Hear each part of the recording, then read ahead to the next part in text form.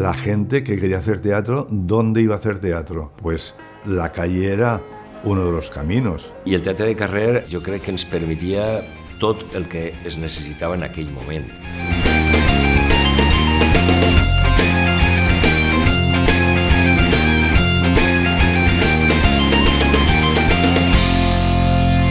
I era la pròpia gent, ui, xiquets, eixeu, mireu el que fan, que això és molt bonico.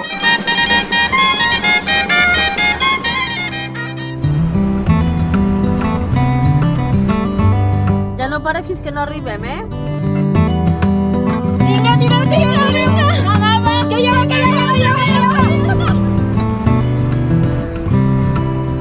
La gent li encantava anar al carrer, estar en el carrer i deixar-se sorprendre per les propostes que feien.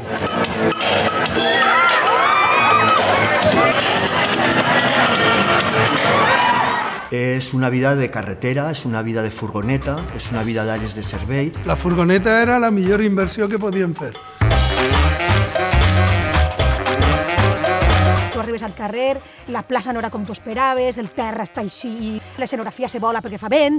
Per a mi com a creadora també és fonamental la infinitat de possibilitats que té l'espai públic. I sobretot les diferents disciplines, no? És que tot era possible al carrer.